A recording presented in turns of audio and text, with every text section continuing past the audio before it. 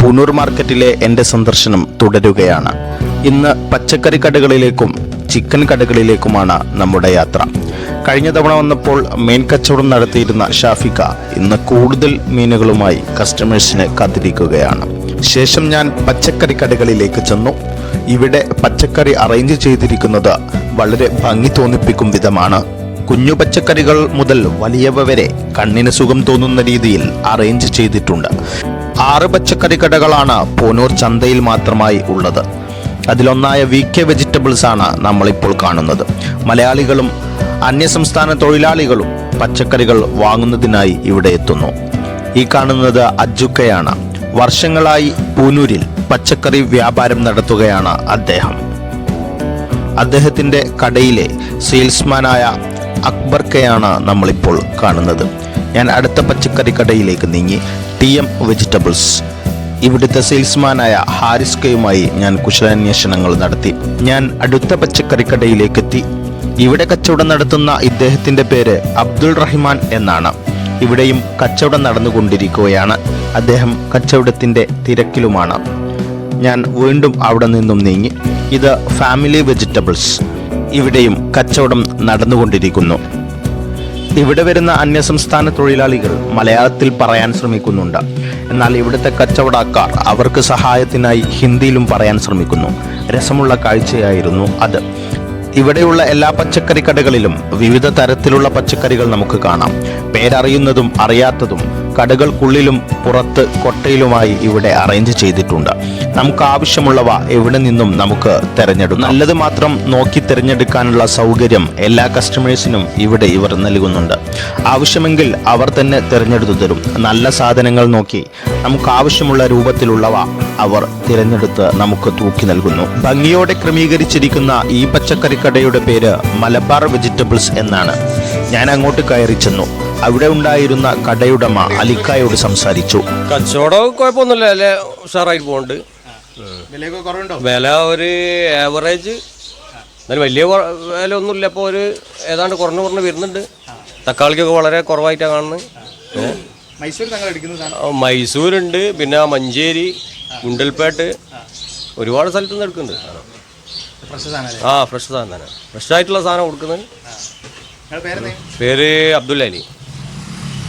Family vegetables എന്ന ഈ കടയിൽ നിന്നും അവിടെയുള്ള സലാംക്കയോടും ഞാൻ വിവരങ്ങൾ അന്വേഷിച്ചു. കച്ചവടമൊക്കെ ഉഷാറാണ്. വിലയൊക്കെ ഇപ്പോൾ കുറവുണ്ട്. എന്നാലും വലിയൊരു മൂവിങ് ഒന്നുമില്ല, ഒരു മന്ദഗതിയാണ്. വേറെന്താ കച്ചവട വിശേഷങ്ങൾ എന്ന് പറഞ്ഞാൽ ഇങ്ങനെയൊക്കെ പോണു. ചന്തയിൽ കുറച്ച് വർഷമായി. പൊതുവേ ലേശം എല്ലാവർക്കും കുറവാണ്, അതുപോലെ ഇവിടെയും കുറവാണ്. സാധന വിലകൾ ഇങ്ങനെ ഓരോരോ ദിവസവും മേപ്പോട്ട് പോവുക, കീപ്പോട്ട് വരിക, മേപ്പോട്ട് പോവുക. ഇനിയിപ്പോൾ ഓണക്കായതിൻ്റെ പേരിൽ കുറച്ച് ഇങ്ങനെ മുന്നോട്ട് വന്നുകൊണ്ടിരിക്കുകയാണ്. നിലവിൽ കുറഞ്ഞതൊക്കെ ഇപ്പോൾ കയറി ഇനിയും കയറും. കാരണം ഇതിന് ഫിക്സഡ് മാർക്കറ്റൊന്നും ഇല്ലല്ലോ പച്ചക്കറിക്ക്. ഇന്നൊരു വില, നാളൊരു വില, അങ്ങനെയൊക്കെയാണ് ഇപ്പോഴത്തെ കച്ചവട സ്ഥിതി. പൊതുവെ ബസാറ് മോശമാണ്. കണ്ടില്ല, ആളുകളാരും ഇറങ്ങുന്നില്ല. അത് ആളുകൾ കയ്യിൽ പൈസ അല്ല, സാമ്പത്തികമാണ് പ്രശ്നം.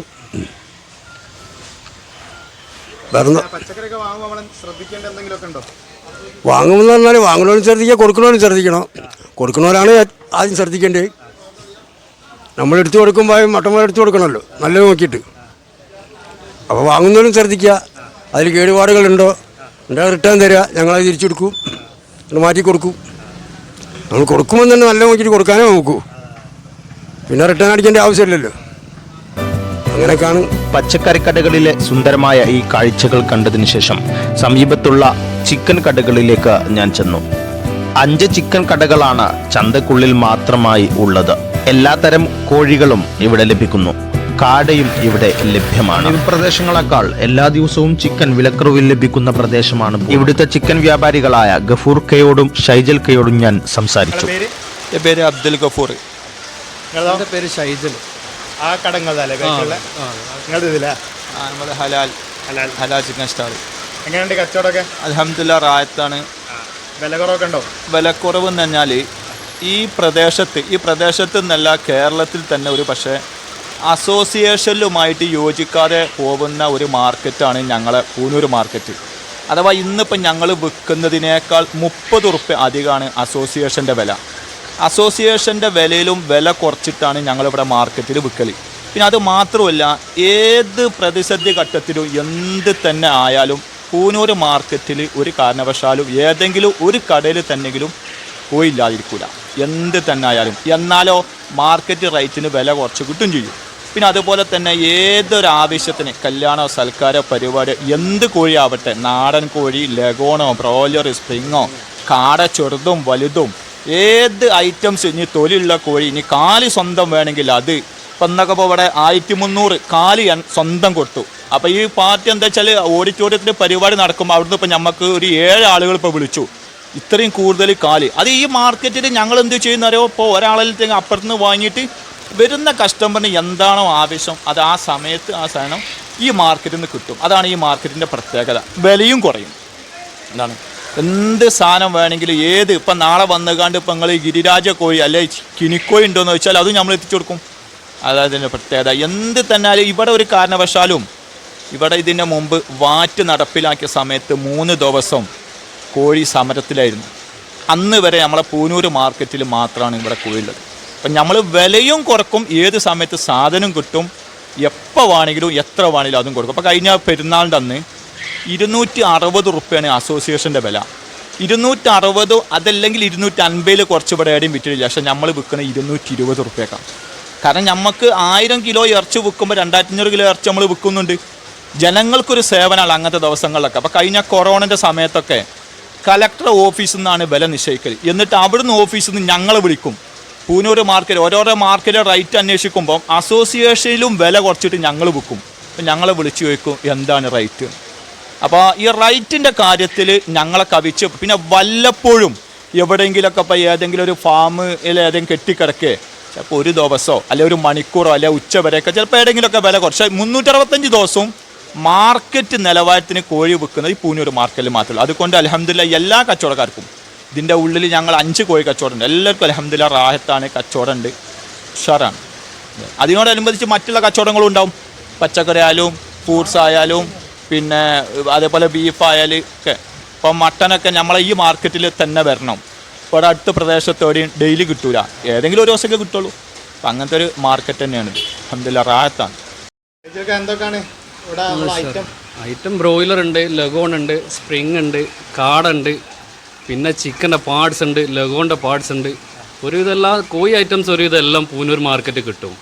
പിന്നെ ആർക്ക് എന്ത് പരിപാടി പെട്ടെന്ന് എവിടെ ഉണ്ടെങ്കിലും പൂനൂർ മാർക്കറ്റിൽ വന്ന ഒരു 100 കിലോ ഇറച്ചി തന്നെ പെട്ടെന്ന് വന്നാൽ ആർക്കും കൊടുക്കാൻ പറ്റും ഞങ്ങൾക്ക്. അതാണ് ഞങ്ങളുടെ പ്രത്യേകത. എവിടുന്ന് ആൾക്കാർ അതാണ് ഞങ്ങളെ പ്രതീക്ഷ വരാൻ കാരണം. പിന്നെ പാർട്സും അങ്ങനത്തെ സാധനങ്ങളൊക്കെ കിട്ടില്ലേ? എല്ലാ സാധനവും ഇവിടെ കിട്ടും. ഒരു സാധനവും ഞങ്ങൾ കോഴി ഐറ്റംസ് ഒന്നും ഞങ്ങൾ ഇവിടുന്ന് കൊടുക്കാതെ വെക്കില്ല. ഞങ്ങൾ എടുത്തില്ല, അടുത്ത കടയിൽ തന്നെ വാങ്ങിയിട്ട് ഞങ്ങൾ കസ്റ്റമറെ ഞങ്ങൾ തൃപ്തിപ്പെടുത്തും. അതാണ് പൂനൂർ മാർക്കറ്റിലെ ചിക്കൻ്റെ ഞങ്ങളെ കടൻ്റെ ഒരു പ്രത്യേകത. അതാണ് മെയിനായിട്ട്. എന്ത് പരിപാടി ഉണ്ടല്ലോ ആൾക്കാർക്ക് എപ്പോഴും വരാം. രാത്രി 10 മണി വരെ ഇവിടെ കോഴിക്കട ഞങ്ങളെല്ലാവരും ഓപ്പൺ ആക്കി വെക്കും. CP അബ്ദുൽ നാസർ. നാടൻ കോഴിയാ? അല്ല, നാടൻ കോഴി, കാട, പിന്നെ സ്പ്രിങ്. കാട വലുതും ഉണ്ട് ചെറുതും ഉണ്ട്. നാടൻ കോഴി ഗിരിരാജ് ഉണ്ട്, ഒറിജിനൽ നാടനും ഉണ്ട്. ഏത് നിമിഷവും എപ്പം വേണമെങ്കിലും ആൾക്കാർക്ക് മാന്യമായ വിലക്ക് പൂനൂർ മാർക്കറ്റിൽ കിട്ടും. അതിനെ കൊണ്ട് സ്പെഷ്യലായിട്ട് നാടൻ കോഴി എടുക്കാൻ മാത്രം കൂട് വരെ ഇവിടെ ഇറക്കിയതാണ്. പിന്നെ വലിയ കാട സ്പെഷ്യലായിട്ട് കിട്ടും, സ്പ്രിങ്ങും. അത് പ്രത്യേകം ഇത് ഹലാൽ ചിക്കൻ സ്റ്റാളിനോടനുബന്ധിച്ചുള്ള ഒരു സ്ഥാപനം തന്നെയാണ്. ഏത് ടൈം ആണെങ്കിലും ഏത് സമയത്താണെങ്കിലും വിളിച്ച് ഓർഡർ ചെയ്താൽ ആ സാധനം നമ്മൾ എത്തിച്ചു കൊടുക്കും. നാടൻ കോഴി അതുപോലെ തന്നെ ബീഫും മട്ടനും എല്ലാം എന്തുവാണെങ്കിലും ഈ മാർക്കറ്റിൽ നമ്മളൊക്കെ ഈ നാട്ടുകാർ തന്നെ ആണാനോ.